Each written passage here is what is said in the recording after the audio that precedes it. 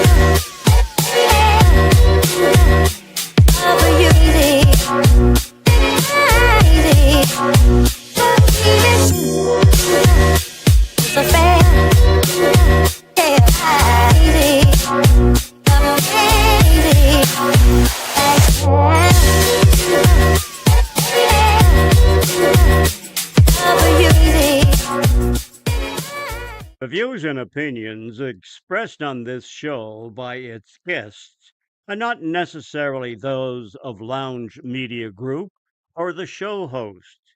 So if you sue someone, make sure it's the party responsible for hurting your feelings. Also, grow up, be an adult, and understand not everyone thinks like you. And that's okay.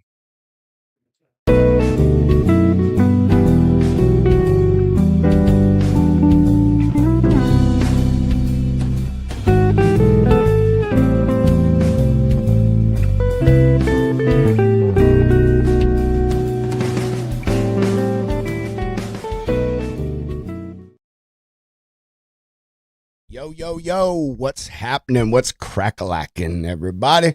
Welcome to another wonderful show of the Logistics Lounge, coming to you live from Lounge Media Studios in an undisclosed location deep in the heart of Texas. Hope everyone is having a wonderful day. Hope you're having a fantastic week. Freight is moving. People are making money. We're all alive and breathing. What more could you ask for except the winning numbers to the Powerball? I'm working on that. I promise I will not share it with any of you if I get it. But I will all take you out to a cheap steak dinner. All right, so what do we got going on this week? Let's see. John, TikTok Diner. Hope you guys watched his show yesterday. Really good segment he had on. And I don't know if y'all been catching a news segment that he's got going on with Shimmy and Kevin Bullock doing some other stuff. So those are some pretty interesting things going on. Make sure you catch theirs. Things going on Monday, Wednesday, Friday, and TikTok Diner on Tuesday. Let's see. We have no truck shows coming up for quite a while. Next one will be Old Town Rig Down. That's going to be in September 11th and 12th. And then we got Break Bulk. I don't know if anyone is going to Break Bulk in Houston. That is September 22nd, 23rd. That's going to be a good one. Going to go down there with my homie Adam Spencer. We're going to shake things up, meet some folks, hang out, just do whatever people, I don't know, do at Break Bulk. I'm just going to follow Adam's lead, so we'll see what's happening. Got a really great guest on here today. Big part of the lounge when we first started was freight fraud and theft. Really leaned hard on that because it was really gaining attention and traction when it first started this show. And, kind of trailed off with it, felt we said a lot about it, but, it just keeps rearing its ugly head, and it's never going to go away. And we're going to have to continue fighting it, continue to try to find a way to get around the bad guys. And but most importantly is try to prevent ourselves from ever being a victim of it. So today, got a really great guest. Got Gianluca DiFranco. He's one of the founders of a cool company called FlexShield. So they're out there in their verification validation field, but they most people think of them as this thing is helping mainly brokers, but they're one of those ones out there. They like to mess with the carriers, shippers, brokers. They're trying to protect everybody out here. Got a few cool things that I think is different about a lot of the other companies out there. One, their stuff is human backed. So, when you send a report in, Gianluca and them, they got some humans that are actually going over things, making sure that all the I's are crossed and T's are dotted and everything looks dressed. And they actually put their money where their mouth is, quite literally. So that's all I'm going to say about that. But FlexShield, Gianluca, will have him up here in a bit. For that, we're going to get to some quick news. Really interesting stuff. I myself am going to enter in this. So let's see if we can win a semi for the Logistics Lounge. But let's get this news, everybody. Lounge Media News, brought to you by AR Doc Pro and sourced from truckingnewshub.com. If you want to win a brand new 1969 Kenworth, today is your lucky day. Pabst Blue Ribbon is working to fix up and give away an old school KW as part of its campaign promoting Pabst Light. In their press release that was given out this week, PBR says that its Pabst Light beer will take ownership of a big rig semi truck, which will be fixed up by the explosively popular DIY automotive crew Big Time. This will be in time for a fall delivery to one lucky winner of a contest that they are running. The truck in question is a 1969 Kenworth 929. It'll soon be the center of the PBR advertising campaign and a multi-part YouTube series on the Big Time channel. Series will be posted throughout August and September. You could call this a ploy for attention, sure, but we're only doing it because Pabst Light is that good. There's nothing light about the flavor, which is why we found the heaviest thing we could to give away legally. And that is coming from Hannah Barnett, the brand director of Pabst Brewing Company. Finally, another quote: the car giveaways are pretty boring these days. Nobody actually wants a GT3 RS, speak for yourself, or some super foreign car, don't know who they're talking to. What they really want is a 60-year-old semi-truck, but that is also true, with a huge air horn. And that's from Jeremiah Burton, co-founder of Big Time, which is the folks that are building this truck. He goes on to say that they've never done a giveaway before, so they thought, why not partner with Pabst Light and have it be a one-of-a-kind, custom-built Kenworth? And so there they go. That's what they're doing. Pretty cool. Here's a picture of it on the screen. I don't know if I could zoom in on a little more for y'all. There we go. But it'll be posted up here in a moment, so everybody will be able to really go and see what it actually looks like up close. Really cool truck. Pretty interesting giveaway. It did not say in the article how to enter the giveaway. I really thought that it would. I was going to post that information, but I'm willing to bet if you go and search it up, you probably ought to find it. So there you go. That'll get you posted up here in about the next 10, 15 minutes. You can go and read the rest of it. It's got some more details about the truck and some of that stuff like that. But there we go. That's it. That's all I got. We're going to talk a little bit more of some news once I get my dude Giancarlo on here, specifically about some stuff that has to do with freight theft. Really interesting article. I think most people have already seen it, but we know there's some that haven't. So we're going to get into that. Without making you wait any longer, going to bring this man up. Going to talk about some freight fraud, some theft prevention tools, some tactics, maybe get some really cool stories. I don't know. Maybe Gianluca is like special forces in the freight fraud fighting task force or something. We just don't know it. So, but Here we are. Gianluca DiFranco with FlexShield. You on the trap now.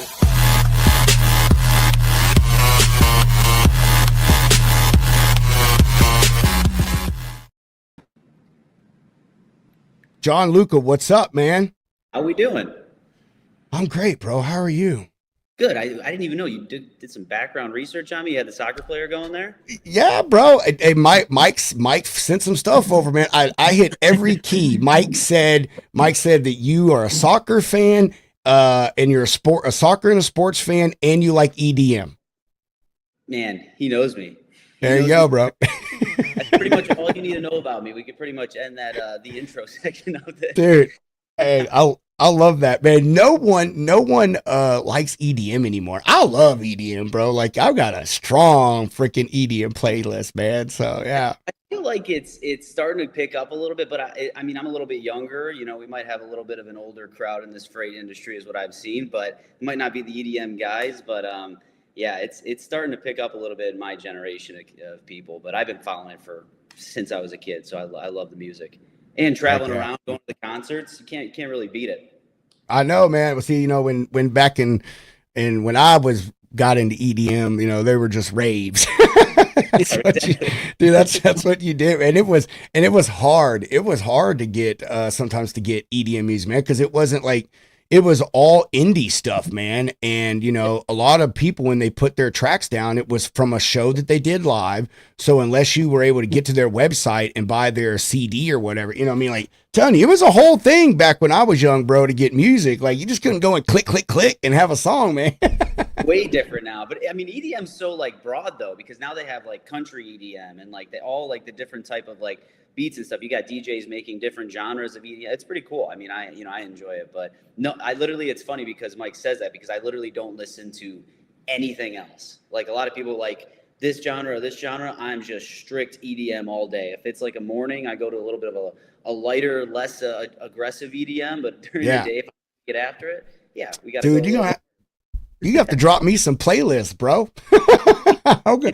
Got anything you need on that side of things, dude? I don't know. I listen to everything, but I've got a pretty good electronic music library. But I have two specific mixes. Then they're like both of them are 25 minutes long, and they're on Spotify. I don't think they do this anymore, but they used to have an EDM station, and every Monday morning for like 3 hours, they used to do a thing called Monday Mashups.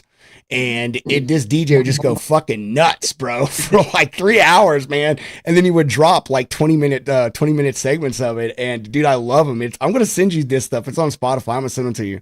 Oh, it's crazy. It's a lot of these DJs, what they do, I forget who it was. I think it was John Summit or somebody. He did like a I think it was like a 10-hour set or something in Miami one time. God, I think he might have done, honestly, I don't know the exact number. He might have done like a 24-hour set one time. Holy crap. Go down, live in Miami and all those places down there, and they're literally just ripping it for hours and hours. And it's aggressive. I can't stay up that late, but not me either. Too old, man. I'm too old. If I ever went to a rave now, like it'd have to be a rave from like 4 p.m. to like 9 p.m. because I got to be in bed by 10. To go out anyways. You yeah. Go out the day and then you're in bed at a good reasonable hour. You feel better the next day. That's the best case scenario. Oh yeah, man. Oh, that's cool, bro. I love that. That's fine. That's cool, man. You guys are a DDO, man. That's awesome.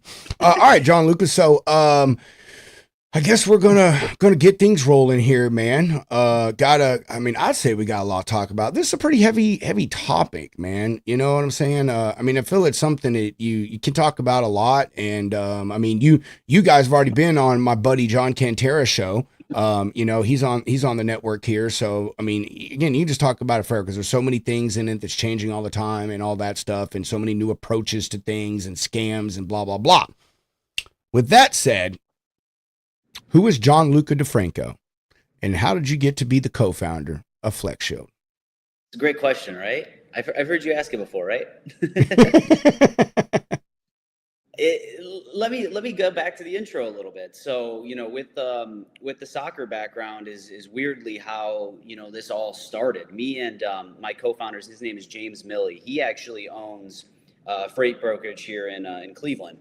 And we met in college. We played soccer together at Cleveland State University, and he runs a freight brokerage. Me and him actually started a very small factoring company, and we were working together on that.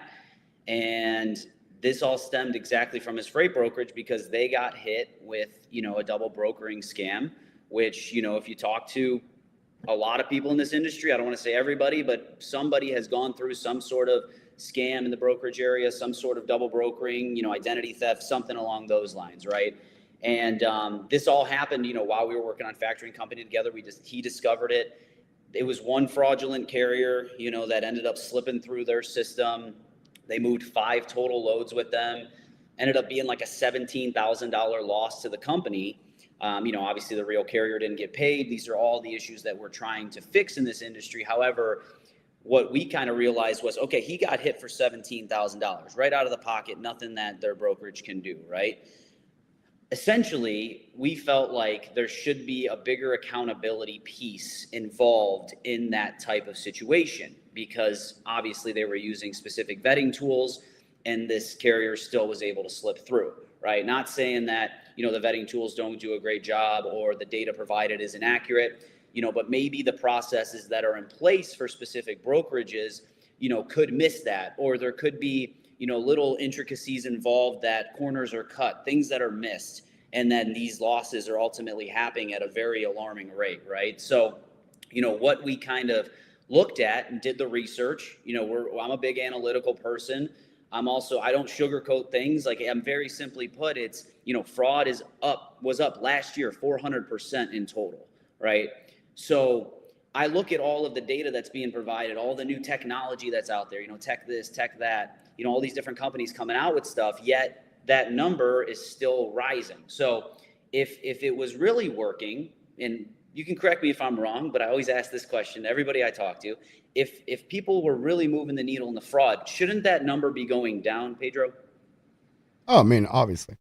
Right. Yeah, it's the obvious answer. So when we looked at it, we dove very deep into why it could be happening, and we decided to then take the decision ultimately off of brokerages, off of specific people that might not necessarily know what to look for when it comes to vetting, know what to look for when it comes to compliance, things along that nature, and put it in the hands of a team, a partnership that is an expert at doing it and providing you the best decision possible. So, as you mentioned, I went on John's podcast. It was actually him and Jeff Dickinson, which I'm sure you know him as well. Oh man, I don't hang out with that guy. He'll give you a bad reputation. So, and I felt the same way the first time I talked to John. I'm just fucking did not feel that way. Oh yeah, ditto about John. Yeah. But both great guys. Obviously, they had me on the podcast. I think first time it was about 5 or 6 months ago. And, what I basically asked them, I was like, okay, you guys are fraud experts, right? You guys know what to look for on a day-to-day basis. If you two, John and Jeff, I asked them, I said, if you two were the people that did the vetting for every single brokerage out there, for every single carrier, for every single load, do you think fraud would be up 400% year over year? And they both looked at me, kind of laughed, right, and said no, because they know what to look for. They know the processes. They have the SOPs. They know what to do. So it's basically just like, any type of, analogy that you want to put with experts, right? Do you trust yourself to make to score a PK in the World Cup, or would you rather have Messi doing it? We'll go back to the soccer topic, right? So putting the experts in place on a load per load, carrier per carrier basis. So what FlexShield offers is a team of experts on your behalf, on the brokerage, on the carrier, to just take the hands-free approach to vetting. You send us who you want to vet. We take care of the whole entire process for you. We shoot you back a decision. Nothing very difficult to read, right? Green, red, approved, declined. Anybody can see it. It's not review this, look at this, look at this, look at this. We're doing all that for our customers and just saying green light, red light, and then we ultimately take care of the accountability, right? So I know you mentioned it earlier, but probably the biggest piece of FlexShield is just because we've been there, we've gotten hit, right? We've been in those shoes. We don't want it to happen to anybody else, and we want to do anything in our power to prevent them from losing money. So we feel like our SOP in place prevents that. And if we fail, we provide a warranty to our decision. So we're saying, hey, if we give you an approval, they scam you, double broker, identity theft, was an impersonation, a fictitious pickup, they forged a document, it ended up costing you money, we would be the ones to pay for that loss. So we are more of the easiest way to describe this is we're a partner in this vetting and then a compliance piece as well, which I know we're going to get into. Instead of just, here's more data, you figure it out.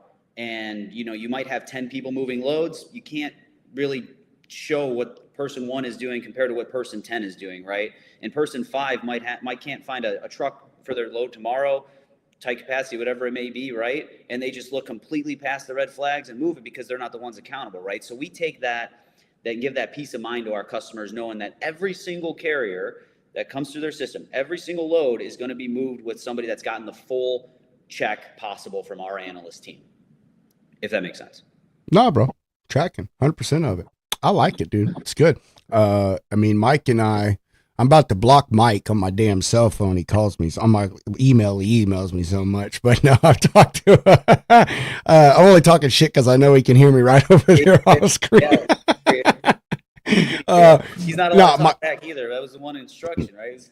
Yeah. Don't just sit there and take it. All right. So anyway, Mike and I've talked a lot, and we've talked, I've done my research stuff in you guys, and I like it, I do. I respect what you guys do. I obviously I wouldn't if I wouldn't have you on here if I didn't. Right. Here's my question, man. I'm gonna hit you with the hard one first, Gianluca, because we talked about this behind stage, and I think this is a really good one. So, you say you and your boy, he had a freight brokerage, all had already worked together doing some factoring stuff, had a little company going, so all that stuff. But what does that make you, the person or the people, to solve this problem? Why do you guys feel that you were the ones that needed to step up? I understood he got messed over, but y'all could just move on. You know what I mean? So what is it about this that is so damn pressing for you, and you guys feel like your brains and your method, and you were the ones to put a real thumb on this and press this problem down to the ground? It's a great question. It really is. And pretty much what happens, and me and James are pretty similar people when it comes to, how we live our lives. And when he got hit, you can see it in his eyes. Why did this happen to me? Why couldn't I prevent this? Right. Because, super smart guy, they've done everything correctly, right? They feel like they got the right process in place, and the scammers are just smarter than us, essentially. That's just how it works. They know what they're doing. Right. So when this happened to him, we're sitting in his office and he's sitting there. He's like, why am I getting hit with money? Why am I losing money that, we earned, right? For something that we feel like we did correctly, and kind of get blindsided by. Fraud is something, if anybody's experienced fraud, whether it's in freight or in anything, right? There's a lot of people that get hit by just regular fraud, money fraud, bank fraud, whatever it may be on a day-to-day basis. You kind of feel like, you kind of feel stupid in a way, but also why did this happen and how can we prevent it, right? And we're not ones to just sit back and let this happen to other people, because it comes down to, do we want other brokerages losing money just like that out of nowhere when they've built this? His brokerage has been around for 3.5 years. They've built it up. They're growing.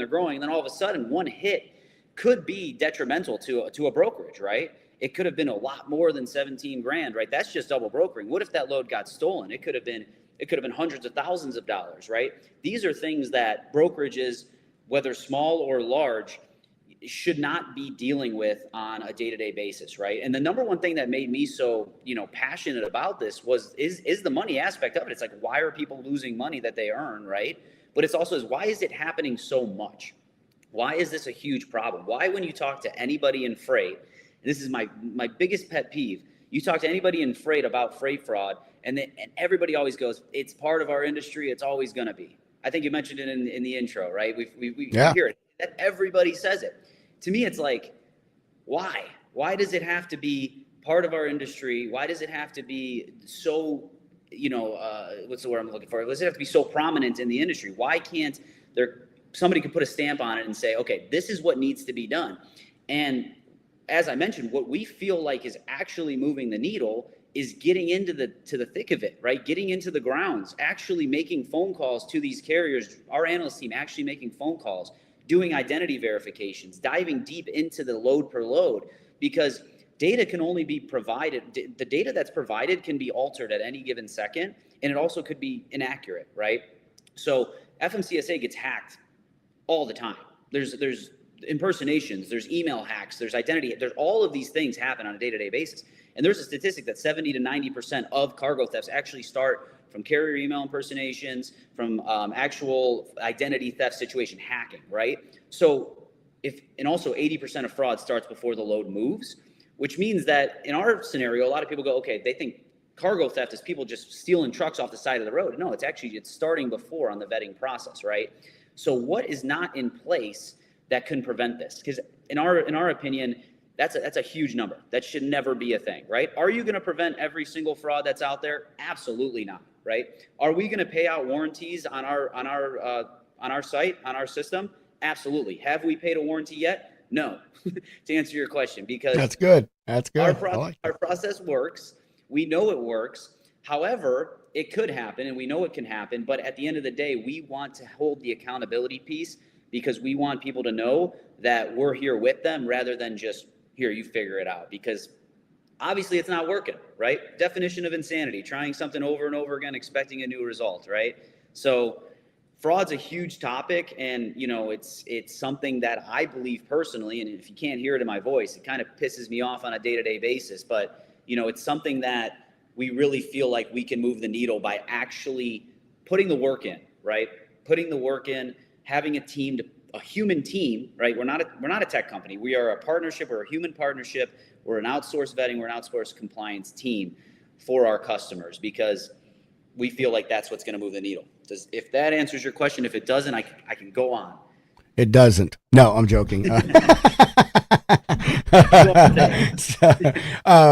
Yeah, man. I hear the passion and stuff in your when you talk about it, Gianluca, and like I totally understand your anger with it, man. Like I hate it simply because it's like I just hate thieves.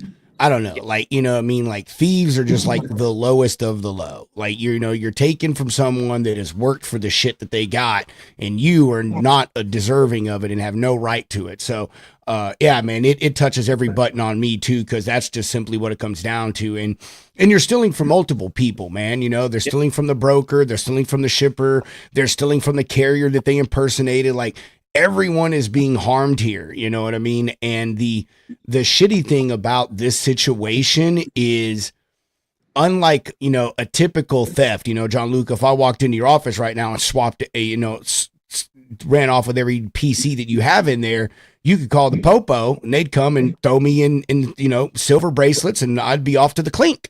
But with this, how often does that happen? Even when you do figure it out, sometimes you're still screwed. You know what I mean? You're still screwed. You don't get the freight back. You don't get the money back. You have an answer to your question, which, like, I mean, in most scenarios would probably be good enough, but in this one, obviously it's not. You know what I mean? And it creates a big deal, especially as far as like future business, because I don't have access to y'all's platform, so I don't know if y'all do this, but you can tell me after I say this. But most of the vetting platforms out there, like if I give you a certain MC, you'll say, hey, like, this is good, but just so you know, someone has impersonated them in the past, or they've had an issue in the past. And even though you're saying that's good, that still puts me on alert. You know what I mean? I'm probably calling them a little bit more than I usually would. And, my blood pressure's a little elevated dealing with them. You know what I'm saying? Or I may just say, Gianluca, I know that you guys said that they're cool, but I just don't like the fact that they've got past problems. I'm going to pass. You know what I'm saying? So it's crazy, man. No, absolutely. And another thing too is what we try to focus on is we don't want to lose. We're one with the carriers too, right? Because a lot of these platforms, they just go for the brokers, right? But we want to work with the carriers as well. And there's a lot of broker fraud out there. There's a lot of MCs that are being sold, and people on paper look fantastic, and then they're just being impersonated, and they don't even know what's going on because they sold it and it's gone, right? So, the broker fraud is another topic, which we help carriers to prevent that and to vet them as well. But we also don't want to lose the overall, like the ability for carriers to be able to move loads as well. Like they're like, different reports that could be out there of these carriers make them look bad, right? We want to make sure that the carriers are ultimately still able to move the loads with brokers. They're the word I'm looking for. What's the word I'm looking for? They don't ask me. I got a brain injury, so don't ask me. Carrier reputation, right? So, like you said, their reputation should not be, okay, they got hacked, right? Was it their fault? Probably not, right? Could they have maybe had a little bit different of a security protocol? Who knows, right? But if they get hacked, it's not their issue. Are we going to decline somebody that got hacked that's still a solid carrier? No, we put them into a conditional status, say, hey, this carrier has been impersonated in the past, has been hacked. Here's the name and the number of the person that's doing it. Only book loads, and then we give it with the actual owner's name, number, and everything as well. Because just because they got hacked shouldn't mean one of our customers sees decline and then immediately doesn't move the load with them. We don't want the reputation to be ruined for one situation that happened, right? But we also need to know, let our customers know, hey, they have been hacked, so be wary, right? They're a lot more susceptible to being hacked than somebody that hasn't. So, that's another thing that we really work with is we want to work with the carriers to make sure that good carriers are working with good brokers and everybody's legitimate and things are going well on our platform. And we think we do a good job of doing that with carriers as well. So a little bit, like I said, it's at a high level. It's just designed to take, the process away from our customers, but also to make sure that we can give the best information possible to everybody too. Yeah, I do. Great. I love hearing that. And, a big thing with you guys is this human touch that y'all have, man. And I really, really like that. And I feel that's something that really makes you guys stand out. And I want to continue that here in a minute. But before I do, got to take a quick commercial break, show some love, pay some bills. Got to make sure we keep the lights on. 123 Load Board, my good friends. Brokers, if you're still relying on legacy load boards, you're moving at yesterday's pace. 123 Load Board is built on agility and speed to get freight moving faster. With tools like automated load posting and truck matching, it's like switching from a pack mule to a cheetah. Discover a better way to move freight at 123loadboard.com or call 877-875-5301. Use the codes at the bottom of your screen for a discount. All right, love it. 123 Load Board, broker, carrier, shippers. Make sure you go hit them up. A lot of wonderful things going on there. Just talked to Caramello, their VP of sales today, right before the show. Matter of fact, he just got out of a meeting with another partnership that they're trying to lock down to bring more value to their brand. So go do business with them. Make sure y'all use code 123Lounge or B123 Lounge, and you get yourself 20% off monthly and annual subscriptions. All right, Gianluca, back to it, bro. The human. All right, so what was so important about that part of it, man? The human part, because you and I talked about this backstage, man. Like, most of these folks, it's not. They're just fucking pulling data from FMCSA, all the shit that we can see. They just pack it up in a fancy little thing, put it on your screen, and charge $100 whatever bucks a month for it. You know what I mean? So I really feel that is something that puts you guys as a standout, and would like to hear from you, man. Like, why do you feel that is such an important criteria to your business in the process? Yeah, and I would say it's the most important part of our process, right? We have a good analyst team. Michelle leads it up. Shout out Michelle, she's fantastic. Essentially, there's and you know this, and anybody that is seen fraud in the past or that's been in this industry for a while, there's a lot of intuition involved in hiring carriers and hiring brokers. There is a certain amount of knowledge that you need and a little bit of intuition to know who you're talking to and kind of get that little sixth sense, ask specific questions, things that a data point cannot do, right? So, the human piece of this is like, okay, just to give you, like I said, it's the expert the expert analysis of it, right? Because John Kenter and Jeff Dickinson are better freight fraud experts than us, right? They've been doing it for 40, 50 years, however it may be, right? I won't age them. Jeff helped build the pyramids, just so you know. Exactly. So would he do a better job of vetting than a broker that just started right out of college to move loads and has no idea what the hell he's looking at? Yes, there's no doubt in my mind, right? Should they be able to do a better job, right? That's the idea of having the human to look at that data and perform and provide the decision rather than them having to do it. That was the main idea, right? But then the intuition piece, because every single check that's sent to us, to our team, gets an actual verification call directly to that carrier. So then now our analyst team is dialing right away, calling that carrier you're trying to vet or that broker you're trying to vet, saying, hey, this, and this. We're verifying the identity. We're giving you a confirmed contact. And we're making sure you know that person actually is who they say they are and calling from where they're saying they're calling, so on and so forth, right? So that alone is funny, because you would think that's such a simple thing for most brokerages or most carriers to do, is pick up the phone and call. 80% of loads right now are booked through email only. So we do it. And it's after we'd use you, we still fucking call and talk to them even after we would use your program. That's part of our process. That's good. And that's how it should be, right? That's what ultimately drives us. However, it's not happening across the country. 100%. 100%. They don't want to take that 30 seconds, Gianluca. Yeah, exactly. They want it fast. Everybody wants quick, which in reality is understandable, because stuff falls off. Loads need to be booked. Trucks are going to fall off. That's just how it's going to work, right? That's how this industry moves. However, that's what leads to high fraud exposure. Like I said, if it's one of those situations, you got to find a truck before the load tomorrow or 5 hours from now, can't find anybody. The scammers are targeting that. They know who to call, when to call, the tight capacities. They know newer brokerages to call, the newer people that are booking loads, the newer dispatchers.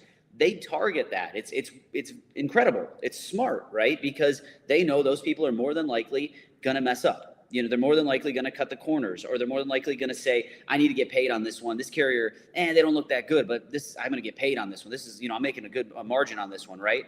That's the problem. That's the main issue, is the speed. However, with FlexShield, we don't sacrifice that speed.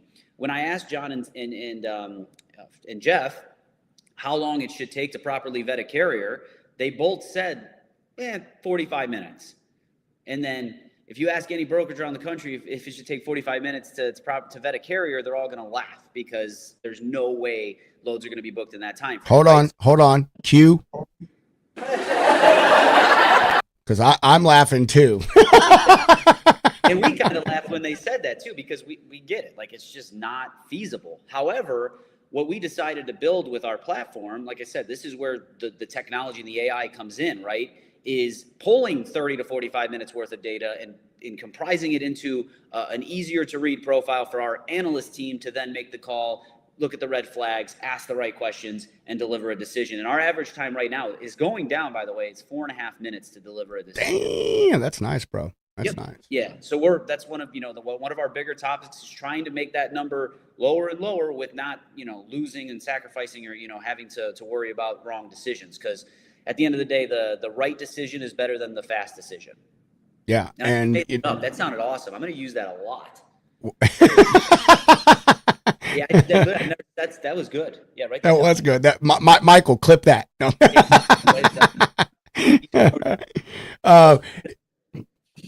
Yeah, man. So I'm not going to give away our process here, because we have our own. It literally is proprietary. Between myself and the leadership team here, I don't know, we've got over 30 years in the business. So, and all of us have seen a lot, done a lot. And, but yeah, we've got a really good system here, but the backbone of our system is humans. So like we use a vetting platform here. And even after that is all checked, we still pick up the phone. We call the driver, the number that they gave us for the driver. And then we call a couple of phone numbers for the company. And we confirm different things with them, you know what I mean, to make sure the process is good. So, and we're fortunate, man. We have not been hit in a very, very long time. knock on wood, but we're solid about it, man. And I laugh about what Jeff and John say, but dude, in reality, our process, fuck, man. If a carrier has their stuff together, 20 minutes, 15 maybe.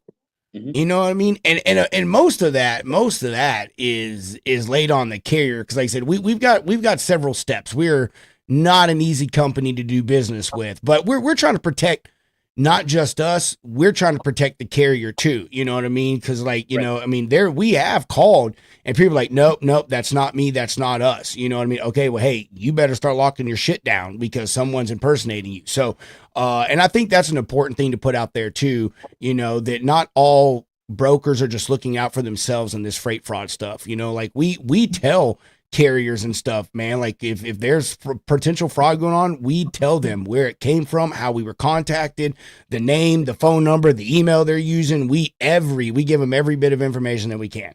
But yeah, it's that human thing, man, that really makes the difference in stuff, man. But unfortunately it does, dude. It adds to the process of booking freight, bro. I remember when I started brokering in 2020, I think it was 2021, something like that. Dude, you were booking a carrier in 3 minutes, 30 seconds. Shit. I mean, dude, bro, look, that's it. Looks good. Send it. Send it. They got a pulse. Send it. That's it, man. That's ridiculous.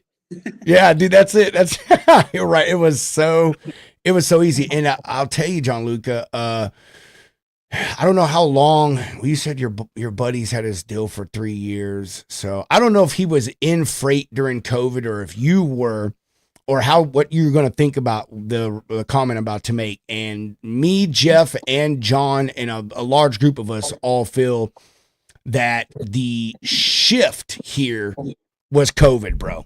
You know, like it, not that this didn't go on before COVID, man, but there was just so much freight, dude. And there was so much money being exchanged, and there was everyone online. I'm making $200,000 a month. You know what I mean? Like everyone's just blabbing about all the money there was. And the scammers saw it, man. They saw it quickly, you know, and they saw how weak the industry was. There were no processes, especially in COVID, dude. Could you imagine trying to do this shit right now during COVID, Gianluca? Like trying to tell me I've got to spend 5 minutes to wait to book a truck when I've got 500 loads on the board. You know what I mean? So I feel COVID not only brought more awareness to this, and I think raised alarms and said, hey, we have to fight this, or we've got to take care of this issue and do something about it. But I also think that COVID was the catalyst for where we are now with the level that we're at with this shit. I mean, you said it last year, 400% increase. It's freaking bonkers, dude. I wish my investment portfolio would do a 400% increase. Why couldn't it be that? I know, right?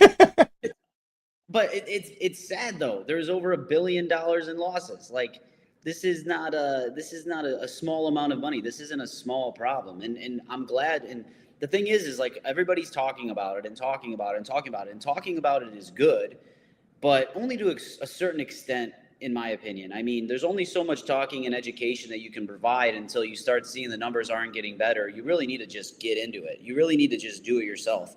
And and as I mentioned earlier, that's what we did. That's what we're doing. That's what we're trying to accomplish because, like you said, COVID, obviously during COVID, everything changed really. I mean, it was all in any industry, you know, it doesn't matter what it was. If you weren't making money in COVID, then you weren't really doing a very good job at it. I don't know where you were at. But ultimately, too, the difference as far as like the industries that how they go, but that's how it changes, right? So, I mean, is it a huge shift there? Yes. Has it gotten better since? No, obviously. Is it getting better? I hope so. We're not here to not. We're trying to prevent it. I don't care how you do it or what you do. the goal is to just stop this from happening at a very alarming level. It shouldn't happen on a day-to-day, load per load, carrier per carrier basis, right? So yeah. Do I feel like we're moving the needle? I hope so. We are. I feel like since we've been doing this, like I said, haven't had a warranty claim. We've protected our customers, from hundreds of thousands of dollars of losses on a day-to-day basis. We've discovered multiple different scams. I talked to John a month ago about fake factoring company. We discovered a huge fake factoring company called We Win Capital, tied over 20. I'm sorry. 30 now. So. Oh my God, that's funny. Oh, yep. shit. I'm sure you heard of them. No, I haven't, but I sure as hell wouldn't do no business with them. That's for sure. We win. That sounds like the LLC from some cheap like melon survey company or something. Sounds made up, right? Because it is. Oh my God. People are getting hit left and right by them, and that's kind of the crazy part about this is there's different scams, there's different schemes, there's things that are happening that nobody really knows what's going on, and at the end of the day, if you don't have somebody looking at it on a day-to-day basis, it's probably going to happen to you, and it's sad to say it, right? It's inevitable at this point, and we're just trying to make sure that it doesn't. So we win capital. If we check out our LinkedIn, we post. That's funny. Daily. We post daily about fraudulent carriers and brokers that we discover on our team, but they 20, I think, no, what is it, close to 30 now, 30 different carriers that we've tied to them. We've connected 3 different cargo theft situations, 2 directly to this fraudulent factoring company. So it's a huge scheme that's going on, and I think how does that, can you say how it works, Gianluca, like without giving something away? How the fuck does that work? I'm trying to go in my head, like, how does a factoring company, what is that? It's basically just a redirection of payment, right? So with a factoring company, so when they do a fake factoring company, they're forging the NOAs, they're then creating, a different, a website, makes everything look legitimate, and it just redirect the payment. So that payment does look good. And then I basically started from QuickPay, right? So, QuickPay was a big fraud scam, red flag. Crazy. People would say, oh, the scammer would say, do you guys do QuickPay? And right when the broker hears that, they go, oh, this is a scam. We don't do QuickPay. So the scammers were, smart, and they said, okay, people are not doing QuickPay anymore. We need to figure something else out. I know, they ruined that, bro. I used to love QuickPay, to be honest with you. Sounds like it'd be a really good situation for everybody. It is. If you don't want to factor, it is. Yeah, but then it also sounds like it could be a disaster. It 100% is, especially if you see so I don't know if you know this. So if you get set up with me, Gianluca, and I'm going to ask you, hey, do you factor? Who do you bank with? Blah, blah, blah, blah, blah, blah, blah, blah, blah. When you tell me you factor, I'm going to say, hey, give me that. You already said it, NOA. That is called a notice of assignment, ladies and gentlemen, notice of assignment. That is saying that I, the factoring company, have permission from said carrier to receive payment and disperse payment to them and then invoice you. That's basically what it says.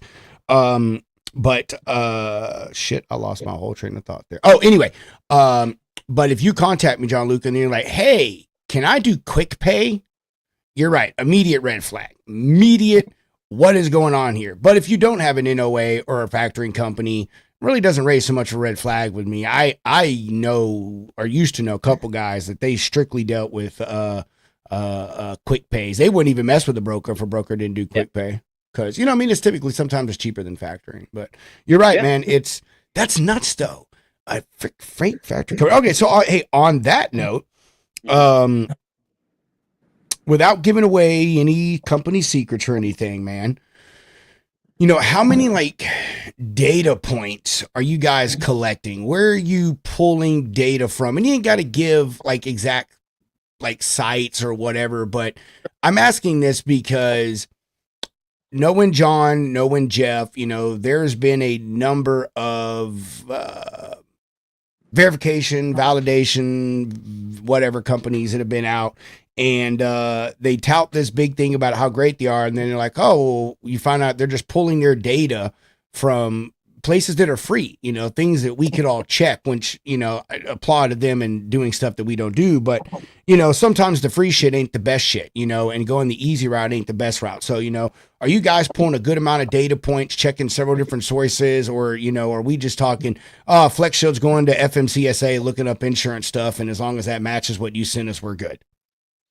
Great question. And on the internal side, we have our processes that we pull from a significant amount of data points. We still, to our customers, provide full profiles because we feel like giving them the ability to at least see, the FMCSA profiles, the things that you see on the other platforms. It's still, a good amount of information that is always good for our customers to obtain, right? But on the back end, we're looking at multiple different fraud detection sources, so we check our factoring company, so we can cross-match the financials. We can cross-match the domains. We have something that draws in domains and then looks at all that as well. The phone intelligence that we use, so the VoIP detection. We also can tell, we have this little weird, I can't get into too much detail, but like a voice thing that goes into it as well. The open corporations that they may have, things that we can pull in. And all of this data, that's just to name a few, obviously, but all of this is being pulled in, and then that's where the AI really comes in, because I'm not a huge, like I said, not a huge tech AI type guy, but at the end of the day, it is very, very, very useful in certain scenarios. Is when you pull all that data in, is just saying, here, this is red flag, this is red flag, this is red flag, and then our system's kind of cool. It'll say, this is red flag, make sure to ask this, or make sure to verify this, and then our analyst team sees that, makes the call, asks that question, so they can't really miss anything, right? So it's kind of cool. How we built it as far as an actual platform is really cool. But at the end of the day, like I said, it all comes down to that human piece of it, because they still have to be the ones to perform the actual check and to know what they're looking at. Otherwise, it wouldn't work, right? You still have to have an expert look, and you have to know what you're looking at. And like I said, that's bringing in all that data and making sure that our team is seeing it. But on the front end, we don't want our customers to be overwhelmed with all this stuff, because it's our job to do it, not theirs, right? We're trying to take the pressure, we're trying to take the workflow away from them, not give them more to look at, right? So we still provide a good amount of information for them to look at, really, really detailed on our safety side, in the Montgomery and everything. We're very detailed on our safety side. We provide more of a decision. We call it the safety shield. I didn't come up with the name, but FlexShield. Actually, I want you to continue with that, man. I was going to get into the next. So keep rolling with this, because that is a very important thing. I love where you're going with this conversation. Yeah. So the safety concept is pretty interesting too, because there's a lot of safety data that the FMCSA provides, and realistically, there's a lot that goes into it, but it's a very fluid situation, with the Supreme Court ruling. Nobody really knows what's going on as far as what is looked at a little bit harder than other things, right? But we've kind of built into what we feel like is maybe a little bit more like the parameters of things are a little bit heavier on, crashes comparative to, vehicle maintenance, whatever it may be, right? Just to give you an example. So what we do in our safety shield on the profiles is we give a low risk, elevated risk, and a high risk, so that our customers can see it more of like in a green, orange, red type of scenario, instead of having to guess, right? We're trying to take the decisions off of our customers to give a little bit more of a clear-cut look, right? So when it says low risk, it'll say a summary of why it's low risk. It'll give the crashes, the violations. It'll give all of the breakdown of everything, and then we do it based off of percentages, because some carriers have more trucks, some have less, and then obviously the percentages can be skewed.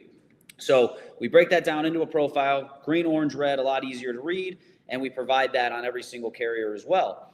And we feel like that's a huge, important piece to it. But from our compliance aspect, this is where we turn into an outsourced compliance team. Every single check that's submitted to FlexShield goes into a carrier network on our FlexShield site on their dashboard, and you can actually add internal notes on every single carrier that you moved with, and then you can generate a full PDF of that carrier with all of the who, what, where, when, why situations.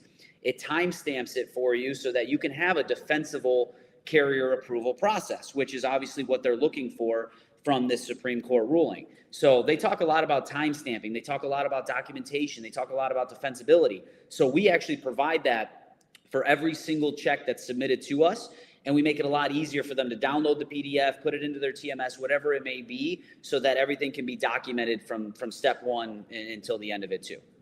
I love that, dude. That's good stuff. That Montgomery thing, and I don't know the name of the case, but in that recent one that we have here in Texas, where they held, C.H. Robinson liable, even though C.H. did their checks, everything checked out, blah, blah, blah, blah, blah. Really shaking things up, man. These nuclear verdicts, as they're calling them, hundreds of millions of dollars, are really, really shaking things up, man. And it's creating a fear in the industry. You're constantly worried about who you're doing business with, and that sucks. You know what I mean? And I'll give my point on this, Gianluca, is no love that I have for C.H. Robinson. But you look at a carrier, man, and they could look perfect, dude. Everything's great. They don't have any freaking crashes, nothing, blah, blah, blah. Just, gold star. And, man, you just so happen to get that driver that, is having an off day or, whatever the thing is, decides, man, this is, going through a divorce or losing a kid, whatever it is. And this the day that is going to be the day to create havoc. And, and no matter what you've done, you're held liable for that shit. And, I know that's not something you guys take in, but I really feel the precedent that these courts are setting are not good. And, I know it's a whole, jury of your peers, people and on this stuff, but, let's be honest, this isn't 12 damn people that are truck drivers, freight brokers, logistic folks that understand how this industry works and the things that go into it. And I feel like things like this, yeah, we're creating laws and making change that needs to happen so we can get bad people off the road, but also think that we're punishing people and we're setting things in place that are just a jump to conclusion out of simple fear. You know what I mean? Especially right now, everyone's seeing everything in the news. Oh, truck driver kills 4 people. Truck driver injures 50 people. You know what I mean? It's just every freaking where. So it sucks as I feel like they're painting our industry as an industry full of reckless, dangerous people that have no care for society or the motoring public, as long as freight's moved and someone puts $1 in their pocket. So yeah, I know it's not something you guys do, but you brought it up and I know it's a serious thing or you guys wouldn't have the shield that you have in place. You know what I mean? The safety shield that you have in place, to, put that to, help protect yourselves and protect the people that do business with you. So. Yeah. And I agree 100% with you, but I also think it's not one of those situations where brokers should be panicking either. I feel like it's definitely something that needs to be talked about. It's definitely something that's going to be a hot topic right now, obviously with everything that's gone on with it. However, what they pretty much talk about is as long as you were negligent, right? As long as you did the right process, as long as you documented everything and have everything correctly done from the point you hired them to the point the load was moved, then there really isn't a reason to panic, right? So, we could provide the data, and FlexShield does a great job of providing the data and giving them the documentation process because we know it's super valuable. We know it's super important, but we also feel like we shouldn't be, it's a fluid Supreme Court ruling, by the way. Everything seems to be changing. Nothing is really set in stone. They're not telling us what's better than most, whatever it may be, right? And we feel like that fluidity is going to change things. It's going to make sure that we have to alter our way of looking at it. But until it does, this is what we feel is the best way to actually have what you need, knock on wood, if you were liable or sued for something of this nature. So, at the end of the day, if something were to happen, it's all going to be a hearsay type of situation if you don't have documentation, right? If you hire a carrier and you go to court because you got sued that you hired a wrong carrier, whatever it may be, and the judge goes, okay, what did you guys do? And you say, oh, we looked at a vetting tool. Okay, when did you look at that vetting tool? We looked at it on this day. Okay, can you tell me, what you looked at, or can you show me that you have proof that you looked at it that day? Be like, well, no, right? Because our job was just to look at the tool, move the load, and that's just standard protocol. That's not going to hold up. You could say you did everything, hearsay situation in court, right? However, since you're submitting the check directly to FlexShield and there's a team doing it on your behalf, and then it's documented and say, okay, check was submitted here, safety was updated here, the report was generated today, here's what was looked at, here's what the carrier's information, here are the internal notes the broker left. if you were to be sued for a crash and you have all that documentation, I'm not going to say with for sure certainty that you're going to be okay, but you're probably going to be okay. If you have all that documented, the court's going to look at it and go, oh, wow, they had a document, they had timestamp, they had this, they had this, they had this. They did a good job of feeling like they hired the right carrier, and that's what the value of the documentation provides. But you can't have this documentation unless you have an SOP in place and you have a team doing everything the same way, the right time, and that's what FlexShield provides. So we can give that to our customers on a, like I said, carrier load per load basis, right? Things change on a day-to-day, and we're there to make sure that our customers are protected by it as well. Man, more good stuff. Man, you guys have done the stuff. You guys have done the research. I guess it helps that you have a shady freight broker on the team. You know them brokers, man. They're all it definitely helps, but it's also no, it does. I agree. Office here, so we see it from a day-to-day basis, right? So it's I think that's good though, Gianluca, that you do, man. Like we talked about this backstage, bro.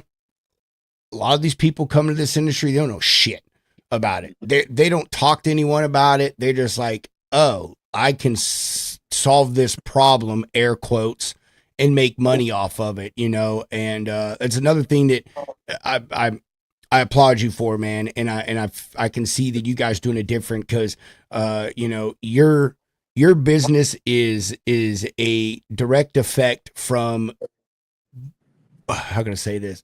Your business is a direct effect from what the problem of what you're trying to solve. You know what I mean? And in that you actively have members on your team, a part of the company that still are in the trenches, that are able to see the things unfolding real time, the new scams, the stuff that's going on, and that's really good. You're not having to wait to hear about it in the news or someone to be a victim of it and bring it to your attention. You have someone, I guess a live time focus group, you know what I mean? So proactive, not reactive. Yeah, brother.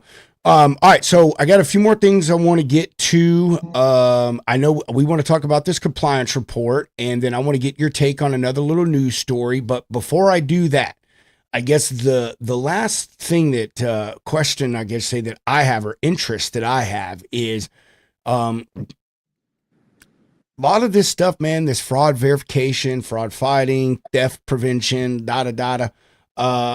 everyone looks at it from the broker perspective, and it seems as if our conversation a lot has really been today has kind of seemed like it's been centered around that, but it really hasn't. So I want to make sure that we can set apart and put a distinction to the fact that you guys are helping everyone that is involved in the freight transaction, the broker, the carrier, the shipper. So we've given a lot of talking points about the broker perspective and some stuff that we should look out, but what does this look like for you guys and your customers on the other side of this that are the carriers and the shippers? How are you helping them? Is the process any different? Run me through that stuff, Gianluca. Yeah, and I'm glad you brought that up because, you can't really blame the industry because the majority of the fraud does come, like percentage-wise, does come from the carrier side, right? Yeah. The broker, it's not something that's it's just a harsh reality of it. It's just realistic. So, from carrier vetting is also so behind. Most carriers don't do any vetting, or they just rely on the factoring company to deliver them the decision on that broker, and that's pretty much it. And it really is just one of those situations where it's not very detailed, and that's just how it's always been. And there's not too many carriers that are willing to have a different type of vetting tool or to pay for something that they don't feel like they really need. However, the scams, like we talked about, the schemes, they evolve, and broker fraud is a huge thing that's been going on. And the number one thing that we see on the broker side of things is if they, like I mentioned earlier, if they sell the MC and then it goes dormant, but then they can buy it out, they buy out the email, and then the scammers just basically look like they're that MC, right? It's just impersonation. That's all it is. But the people that sold that MC have no idea, or maybe they do and they just don't give a shit, right? So, they probably paid them $10,000, $20,000, $30,000 to sell it, and then they took over the MC, and that fraud right there is what causes a lot of the issues, on the double brokering and all those different types of things. So From the carrier side, yeah, it's very similar how our dashboard is utilized for a carrier and a broker. You just submit the MC or DOT over to us, and then we take care of it. But we do pull a couple different data points for brokers, right? We look at like the bond, obviously, to make sure that all that is taken care of. And then we actually do a deeper identity check. The domain's a big one on the broker side because typically brokers do have, domain ages and things that really dive in, because carriers have a lot of Gmails and Yahoos and things that are tough to look into. But from the broker side, typically they have some sort of company domain, right? So those things can be hacked, and those actually get hacked a little bit easier sometimes as well. So it's one of those situations where we want to also protect carriers to know that they're moving with brokers that are also legitimate and should be working with them. That's all it really comes down to, is both sides of the story, right? Yeah. And just want to make sure, get to that distinction, man, because a lot of this industry, period, is very centered around the broker, which is, I get it, but it's so weird at the same time to me, because it's like, man, the brokers and carriers kind of have the same problems. Yeah. In a lot of aspects, they really do. You have a lot of the same issues and shit, man. You know what I mean? And I think a lot of these tools could be equally used as both, and everyone needs the help, right? You know what I mean? Even outside of this industry, you know what I mean? If you're a nail salon, you don't want to be a victim of fraud or any type of theft or any of that stuff. You know what I mean? You want to protect yourself. So I think it's just good, man, that you guys have that part of your thing, and it is an active, equal part of your business that you focus on, to make sure that you're serving everyone in the industry. Because it does, dude. We talk about how a lot of it seems to come from the broker, but that's I wouldn't even say that's true, because you just said it. To get access to the carrier, usually they're portraying themselves, the scammers portraying themselves initially as a broker. Exactly. You know what I mean? And they're buying a broker MC, saying, I've got freight, I've got this, and they, and then that's their way in, or they buy the carrier MC or whatever it is. So, I wouldn't say that brokers are the root cause of it. I think it is a two-part root. It is the broker and the carrier. So love it. All right, let's talk about. I would save my news thing for last, because that'll just be a little fun thing where you just talk about. You guys have some type of compliance thing that we were talking about. It's just pretty intriguing that we want to share. Do you need to share your screen, Gianluca? Not really. Basically how I explained it, it's gonna roll out a full PDF for every single carrier, provide you with the safety assessment, provide you with the ability to put internal notes in there, like I mentioned, show with the carrier insurance, verified contacts, everything that goes into what we're looking at to be able to give you that documented process. So it's basically just making sure you have something on paper, being able to download it, put it in the TMS. And then actually one thing that I want to kind of tell us what we're working on right now, maybe launch it on the show, if you don't mind, is another thing we've been building is our Chrome extension. So this is, a lot of people probably aren't going to be excited about it as I am, because we built it, but the Chrome extension is going to be huge, because you'll be able to actually directly work like on a side panel on your Chrome within a load board, within a TMS system, wherever you're at, to be able to just quickly submit a check over to FlexShield by right-clicking on the DOT number. That's cool, bro. Yeah, so it's pretty cool. But also then it'll populate right on the side panel there to populate the compliance report in turn, which you can then just drag and drop right into your TMS. So the workflow is going to... Yeah, it's going to be completely updated. And everybody that's working within FlexShield right now, that's the one thing that a lot of people ask about, because, we're trying to, integrate. We're still a new company. We're trying to get integrations across the board. We're trying to do all that. But however, this to me is kind of like a best case scenario, because you can literally utilize it with whatever platform that you want to. Quick right click, check with FlexShield, submits it over to us. We go through it. It's all on your panel right there. You could be doing whatever else you need to do on the load. And then right when it comes back with a decision approved, generate compliance report, generates it, downloads it, drag it, TMS, you're done. So it's like a one-stop shop kind of situation now with this Chrome extension. So we're pretty excited about it. It's actually going to launch. I don't want to give exact date. I thought it was going to be on Friday, but it might be Monday. So our customers are going to be happy about that, because a lot of things, different platforms, you have to go over to the other, the website or the actual platform, right? Which is what we're doing right now. And, before we came up with this, we didn't really feel like there's a way out of it. But this workflow wise is going to change things completely for our customers. And I'm really excited to launch it too. So that's pretty dope, bro. Yeah. It's gonna be cool. Oh, that is pretty cool. I like that. And you're right, dude. I mean, dude, I have 3 screens and I have fucking multiple tabs open on every single one. Yep. So me personally, I like it. I'm about anything that makes a workflow more effective, especially more efficient, man. I'm all about that. We were testing it with the brokerage here with the guys, and then, they got their screens obviously, but then, they put on the side panel. They're on their load board, right? Whether it be 123 load board, shout out, right? Or any other load board that's out there. It's basically they're looking, they get the load, they see the DOT, right click, check with FlexShield, it goes over, they don't have to do anything. Like Love it. I like that. Yeah, it's really cool. I really think this is a game changer for what we're doing, and I'm excited to launch it to our current customers. And then also it just makes, one less thing to do. There's 10,000 things to do, it feels like, when you're moving that load. One less thing to worry about. If you trust us, which you do, you don't have to worry about the vetting. You just send it over to us. We do it. It comes back. You see it. You see confirmed contact. They work there. Great. Good to go. You see it comes back declined. Don't use them. That's basically what it comes down to.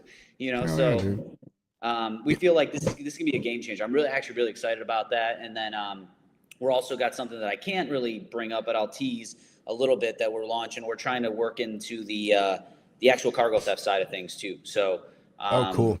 Yeah, so that's going to be probably something that's a little bit later on in the process. But this Chrome extension thing should be ready to go by early next week, and we're really pumped about it. That's pretty dope, man. You're pretty fortunate, dude, to to have James, actively still broken, man. Broken. Yeah, James, you're broken. Brokering. Boss, he might be broken now. We're not going to get into James's mental state on the show, okay? No, yeah. You're fortunate, man, to have someone that's involved with your company that also, like, again, still kind of in the trenches, man. Not only is he giving you feedback of things he's seeing and stuff going on and whatever, but when you guys roll out new things like this, have new ideas, you've got a guinea pig, a test monkey, right there, man, to give you real-time feedback and help you really critique these things before you roll them out to your customers and stuff. So that's good, man.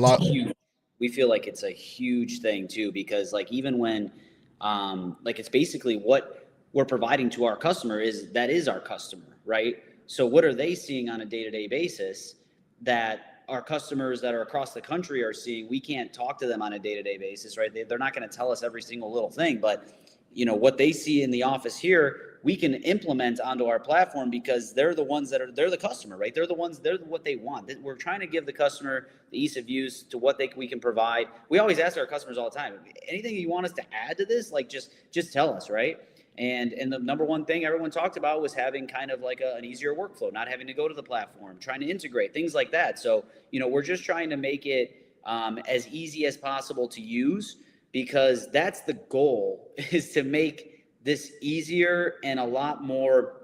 The peace of mind word comes, the phrase comes to mind every single time, because if I'm an owner of a company, which James, you can ask him, he has a lot more peace of mind knowing now that every single carrier of all of his broker agents, every single person out there, every single carrier gets the same look every single time.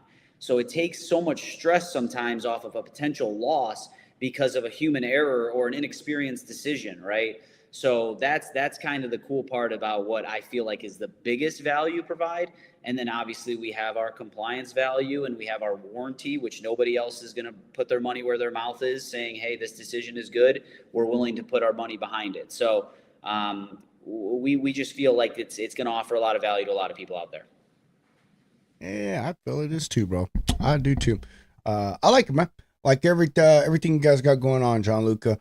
Love the way you got your stuff set up, man. The way you guys really got your ear to the ground. You're not just out there fucking throwing darts at the dartboard, taking a guess of what's going on in the industry. You got someone in your company active in stuff that's doing things. And you got people out there like Mike sending 50 freaking emails a day. I'm like, Hey, you got to start somewhere, right? Yeah, man. No, you do. I love, man. And again, even though I don't have access to y'all's platform, been over y'all's website, y'all have screenshots of what y'all's dashboard and stuff looks, dude. And like I said, the way you simply lay it out, man, is, you said what you say, support, green, orange, red, and a lot of your stuff is that way. It's just easy laid out. Applause you guys on that too, because most people don't really understand a lot of this information, Gianluca. They really don't. A lot of brokers, they just don't understand. And that's not talking shit about them. Their job isn't fucking safety. It isn't safety data points. It isn't insurance. They don't know what any of that crap means. You know what I mean? They don't know to look at it at a COI to look for certain coverages. When does it expire? What's the amount? Blah, blah, blah, blah, blah. So, you guys making sure you're touching those things and providing that, man. It's good stuff, man. I love the way you guys make it flow simply and easy, put it all together, and it's just easy to digest and make a decision. Mm-hmm. I like that a lot. Too many companies make this shit too complicated, man. Exactly. Nobody needs more complication in this industry. I know, that's right. It's complicated enough, man. All right, brother. Let's talk about this real quick, dude. I want to talk about this with you right here. I'm going to pull this screen up. So, this came out today. This was from Commercial Carrier Journal, and the article says cargo theft losses skyrocketed in Q2 2026. So the thing that stands out to me about this, Gianluca, is that it even says it right here. Despite the lower incident volume, total estimated cargo losses financially more than doubled year over year. Per this report for Q2 2026, it was $304.6 million, up from $135.7 million the same time last year. And this is across 677 incident reports. That's nuts, Gianluca. That's an issue. Yeah. I have my theory though on why it's more. You go first. I think it's just simple. I wouldn't say simple. I think a part of it is inflation. Cost of goods have went up over the last year. And I haven't read through all of this yet, but I would be willing to bet. Yep. See, boom. Never mind. Fucking here it is right here. I was going to say, I guarantee you that the thieves are starting to evolve. They're getting smarter. They know I can get more money. Yeah, I can get more money for a load. Look, it says it right here. Metals. I can get more money for a load, pound for pound of copper, than I can get for a pound of freaking sneakers. You know what I mean? So that's my two things. I think cost of things have risen. You know what I mean? And they're getting smarter. They're just stealing more high value goods versus just picking off the low hanging fruit. That was going to be my response. Obviously, this is the first time I've seen this. That was going to be my response right there. Is they're smarter. They get smarter every day, and every single time we talk about how a scammer is smarter than us, we always say, why couldn't they use it for good? I know. I know, bro. Times. And this is sad. This is not good. 304 million. That's just in Q2. So multiply that by 4 and you have your loss for the year estimate, right? So that right there is a huge issue. And yeah, it's sad. I mean, it's just sad. It's something that should not happen. It shouldn't be a part of it. It should not ever be a part of any industry, that amount of loss just based off a fraud incident. You just got to think, man. That is more than some countries' GDP. No, it's absurd. Just fucking think about that, bro. That's crazy. As I teased earlier, this is what we've seen kind of the numbers of this, and we know that a majority of this comes from, like I said, pre-vetting, right? Majority of these losses come from the actual vetting and identity theft, scams, impersonations. The majority of those losses come from that. So at a high level, we're doing our part in trying to prevent this. Now what we are trying to come up with, and not trying to, but in actively trying to work with is on that cargo theft side. How can we provide a little bit more value to our customers for that as well? So we have something in the works coming soon, and we're trying to expedite it because, as you can see, it should be expedited as it's a huge problem that's just getting worse and worse and worse. But you said it was 120 something million last year Q2. Now it's 300. Yeah. I mean, that's more than double, bro. So like a 100% increase. So, it's not crazy. getting any, unfortunately, it's not getting any better. But when I see that, I think, what do we got to do? That's what I'm thinking is, what do we got to do to prevent this? What do we got to go, and what's the process got to look like? And do we have to do anything? Do we have to change anything? Do we have to fix anything? This and this and that. This never happened. However, we feel like our process does a significantly more detailed job than what was provided in the past. And I think I've explained that, obviously with identity verifications and actual humans doing that check for you, it could prevent that. So are we, like I said, are we going to stop it at to the zero? Nope. Can we not have it go up 2x? Hopefully. That should never happen. It's a large amount of dollars. That's just people's. That's the shippers too. The shippers are getting, like I said, the shippers are the ones losing the product. Like you mentioned earlier, it's not just the brokers, it's the carriers, it's the shippers. Everybody gets hit in this scenario, right? Yeah. And then it even trickles down to consumers, man. You know what I mean? I mean, dude, let's be honest. A truckload of sugar is a truckload of sugar. I don't care how you look at it, bro. That's a lot of cookies and brownies that ain't being made. All right. I agree with you, and I want a brownie right now. Actually, that you said exactly. Sounds really good. Might have to go do one of those after this. Yeah, I actually got this cookie place right across the street. You've heard of Insomnia Cookies before? I think so. Yes. Man, it is. It's a dangerous place, especially when it's like 1:30 in the morning. Probably the worst place you can go to. But my God, they're a great cookie. Mike's just shaking his head. He's not allowed to talk, but he's shaking his head over there. He's like, those cookies are great. But oh man, we got.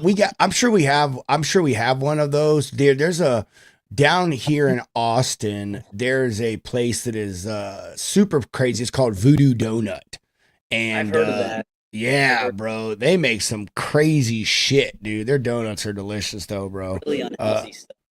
Yeah, I will have to say, when it comes to cookies, my wife makes the best cookies. See, yeah. That's my issue. I don't have a wife.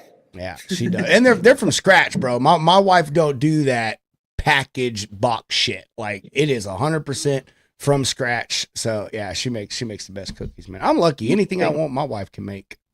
So now I got to go get a cookie and a wife, apparently. Get the cookie, save on the wife part. The cookie might be a little cheaper, though. I don't. Exactly. That's exactly it. The cookie's a little. and if you don't like that, you can just throw it away. You can't do that to your wife. Another cookie, right? That's. Oh, my wife's gonna beat me. I'm gonna be on the Friday show with a black eye. I'm not gonna get beaten. I'll tell you that much. You might, though. I'm in the clear. I am. I'm an abused spouse, man. I keep telling my wife. I keep telling my wife I'm gonna get this shirt. I keep seeing on TikTok where it says "My wife beats me," and on the back it says "No, seriously." any married man who claims that he is not assaulted by his wife is a liar. I'm just gonna say that. Women are violent. Women are violent. That's awesome. All right, Gianluca. Dude, lovely conversation, man. Yeah, awesome. I don't have a time limit, but I mean, me personally, you've touched on everything I wanted to talk about. But do you have anything else you want to touch on?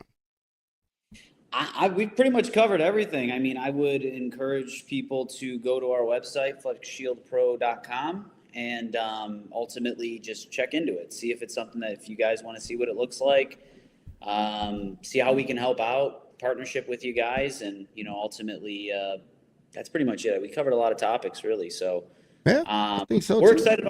Like I said, we're excited about growing and getting better and preventing this, actually moving the needle, and yeah. And I think we're gonna do a good job, and we already are. So. Oh yeah, man. I agree. I think you guys are doing your part to definitely move the needle, man, and come at things from a little different perspective. Again, I really think the human part is fucking huge, man. I mean, I do not ever do away with that, Gianluca. I'm telling you, I really feel like in my mind, it's just me. To me, that is the number one thing that makes you guys stand out.